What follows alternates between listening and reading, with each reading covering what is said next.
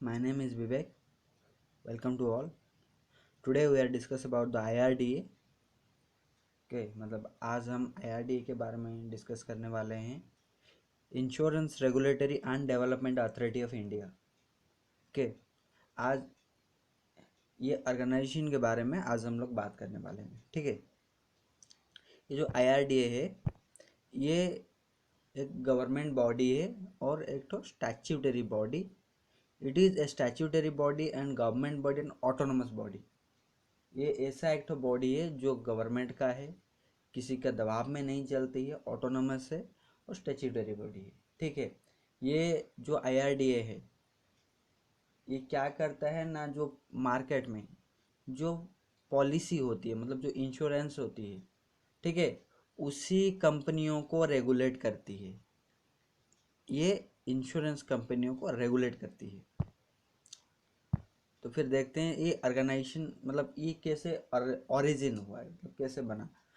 In 1993, government set up Malhotra Committee, okay, in the chairmanship of R.N. Malhotra, former governor of RBI. ये जो R.N. Malhotra थे ये former governor थे RBI के.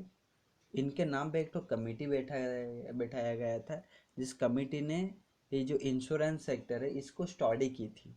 मतलब क्या उसको रिफॉर्मेशन आना चाहिए, क्या चेंजेस होना चाहिए. ठीक है. यही सब स्टडी की थी. जब वो स्टडी की थी वो तीन ठो चीज़ रिकमेंडेशन की थी. एक तो थी private sector entry to insurance market, foreign company should entry, independent regulatory authority for insurance sector. मतलब जो प्राइवेट कंपनी उनको एंट्री करना था, और जो फॉरेन कंपनी है जो देश की बाहर का कंपनी है वो लोग भी इधर आ सकते हैं, मतलब बिजनेस कर सकते हैं. ठीक है. प्राइवेट कंपनी बिजनेस कर सकते हैं, जो फॉरेन कंपनी वो कर सकते हैं. और इन्होंने डिमांड की थी जो इम्पोर्टेंट है हम लोगों के लिए, तो independent regulatory authority of insurance sector. मतलब ऐसा एक बॉडी जो रेगुलेट करे इंश्योरेंस सेक्टर को, और वो बॉडी इंडिपेंडेंट होना चाहिए उसी के बेस में. ठीक है. in 1999 constituted by IRDA Act 1999. मतलब 1999 में IRDA एक्ट लाया गया है, मतलब लाया गया था भारत में. फिर उस एक्ट को कानून में मतलब इम्प्लीमेशन हुआ 2000 में. ओके. मतलब 2000 में ये जो IRDA है वो एग्जिस्टेंस की थी, मतलब काम में आई थी. ठीक है. तो फिर देखते हैं ऑब्जेक्ट, मतलब क्या काम कर रहा है. उनका मेन ऑब्जेक्ट होता है to promote competition to enhance customer satisfaction. Means customer की सेटिस्फेक्शन, मतलब जैसे आम लोग की बेनिफिट हो सके. हम लोग की क्या बेनिफिट होगी, इंक्रीज कंज्यूमर चॉइस. मतलब लोगों को पास बहुत सारा ऑप्शन रहना चाहिए, जैसे अभी भी है. मतलब बजाज का कुछ है, एक्सिस बैंक, ऐसा बहुत सारे इंश्योरेंस सेक्टर जो अपने अपनी पॉलिसीज शो करते हैं, जिनको अच्छा लगता है वही आम लोग मतलब हम लोग खरीदते हैं. फिर लोअर प्रीमियम, मतलब वे क्या होता है ना, जो बड़े बड़े लोग होते हैं वही सिर्फ इंश्योरेंस कर पाते हैं, क्योंकि इनका प्रीमियम भी उतना ज़्यादा होता है. जब इंसान के पास खाने के लिए पेन वो फिर इंश्योरेंस के बारे में कैसे सोचे. मतलब मिडिल क्लास करते तब फिर भी मिडिल क्लास लोगों को सोचना पड़ता था भाई, प्रीमियम क्या भरे, कैसे भरे, इतना अमाउंट है. फिर वो ट्राई की कि लो प्रीमियम रहेगा. फिर इसके बाद आता है ensuring financial security for insurance market. मतलब इंश्योरेंस मार्केट में जो सिक्योरिटी रहना चाहिए, मतलब ऐसा बोले कि आपका पैसा कभी डूब ना जाए. आपने किसी भी कंपनी के पास जाके पैसे दिए, आपने इंश्योरेंस खरीदा है, जब आपका ज़रूरत पड़ा तब गए तो कंपनी ही नहीं है, कंपनी ही गायब हो गया. जो कुछ साल में देखा गया था चिट फंड जैसा कुछ आया था. मतलब एग्जैक्टली तो इंश्योरेंस नहीं है, वो अलग सा कुछ चीज़ें थी. ठीक है. मतलब ऐसी कंपनी मतलब जो आपका इंश्योरिंग करे फाइनेंशियल सिक्योरिटी. ठीक है. और सेकेंडली देखा जाए तो orderly growth of insurance industry. मतलब इंश्योरेंस इंडस्ट्री कैसे सही से ग्रोथ करे, ये भी इनका काम है. फिर टू प्रिवेंट फ्रॉड एंड मल प्रैक्टिस, मतलब जो लोग गलत काम करते हैं, जब मैं उसे बोल रहा था कोई आपने पैसे दिए हैं इंश्योरेंस में, जब आपका ज़रूरत पड़ा कंपनी के पास गया तो कंपनी नहीं, कंपनी भाग गया, ये सब चीज़ों के ऊपर वो नज़र रखते हैं। ठीक है, टू ब्रिंग ट्रांसपेरेंसी, मतलब सब कुछ सही से चले, ट्रांसपेरेंसी रहे, कहीं पे भी कोई गलत ना हो, ये चेक करते हैं। ठीक है, फिर आकर देखते हैं हेडक्वार्टर। ये आईआरडीए के हेडक्वार्टर फर्स्ट बनाया गया था दिल्ली में इन 2000 में, फिर 2001 में उसको शिफ्ट किया गया था हैदराबाद तेलंगाना में। ठीक है, उनका दो ठो अभी करंटली दो ठो सब हेडक्वार्टर मतलब बोल सकते हैं ऐसे, मतलब और दो ठो ऑफिस है, एक ठो दिल्ली में है और एक ठो मुंबई में है। ठीक है, फिर देखते हैं बॉडी।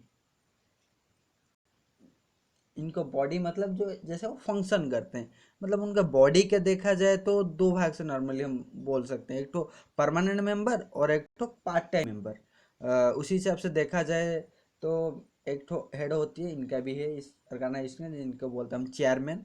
अभी करंटली करंटली चेयरमैन है सुभाष चंद्र खुंटिया। ठीक है, फिर देखते हैं होल टाइम मेंबर, मतलब ये मेंबर कभी बदलते नहीं है। ये जो होल टाइम मेंबर और परमानेंट मेंबर भी कभी बोला जाता है, ये लोग बदलते नहीं, ये परमानेंट है। का नाम है मिस टी एल अलमेलुआ, के गणेश, पूर्णिमा गुप्ता, प्रवीण कुटुम्बे, सुजय बनर्जी। और पार्ट टाइम मेंबर जो लोग होते हैं वो तो टाइम टू टाइम चेंजेस हो रहते हैं। वो जो मेंबर होते हैं appointed by the government of India, जो पार्ट टाइम होते हैं वो बहुत वेरियस जगह से आते हैं, इनको गवर्नमेंट चॉइस करती है मतलब कौन कौन मेंबर होंगे। ठीक है, फिर उसके बाद है फंक्शन, मतलब एग्जैक्टली फंक्शन क्या करता है, काम क्या करता है। इट्स कम अंडर फंक्शन, मतलब ये काम किस एक्ट एक्ट की बेस में करती है। It's work under the section 14 IRDAI act 1999, जो पहले हम भी बात कर चुके हैं, जिस एक्ट के बदले ये ऑर्गेनाइजेशन फॉर्मेशन हुई थी, मतलब बनी थी। ठीक है, इसका मेन काम होता है registration, renewing and cancellation of license. जो नए कंपनी आते हैं इनको रजिस्ट्रेशन करती है, जिनका टाइम हो गया टाइम टू टाइम रिन्यू भी करवाता है, और जो लोग कुछ गलत कर रहे हैं इनका लाइसेंस को ये कैंसिल भी करता है। पूरी राइट है किसी भी कंपनी का लाइसेंस को ये कैंसिल भी कर सकती है। ठीक है, फिर ये चेक करते हैं, फिर सेकंड में देखते हैं तो क्वालिफिकेशन, मतलब क्वालिफिकेशन बोले तो इनका जो भी प्रोसेस होती है, जो भी डॉक्यूमेंटेशन होती है, सब कुछ सही है या फिर नहीं। Okay, and maintain code of conduct, मतलब हर रूल रेगुलेशन सही से चल रहा है नहीं, कोई किसी भी रूल रेगुलेशन में छेड़खानी नहीं कर रहा है, मतलब कोई रूल मान नहीं रहा है, वो सब चीज़ें चेक करते हैं। And training for agent and intermediates, मतलब जो भी एजेंट होती है और जो भी मतलब बीच में काम करते हैं इंश्योरेंस में, इनको ट्रेनिंग देता है कि ये इन लोगों की इंश्योरेंस सेक्टर या फिर इंश्योरेंस के बारे में पूरी तरह से जानकारी हो। ठीक है, तो और कुछ देखते हैं। अभी recently in March 2021 FDI limit is increased, FDI limit to 74% from 49% in March 2021। Insurance awareness day 19 अप्रैल, ये ज़्यादातर कुछ एग्ज़ाम में भी पूछे जा सकते हैं। और एट ग्लोबल लेवल 28 जून ग्लोबल लेवल में है, और हमारा इंडिया में 19 अप्रैल है। कभी कभार कुछ एग्ज़ाम में भी पूछ सकती हैं। Thank you for listening, thank you to all.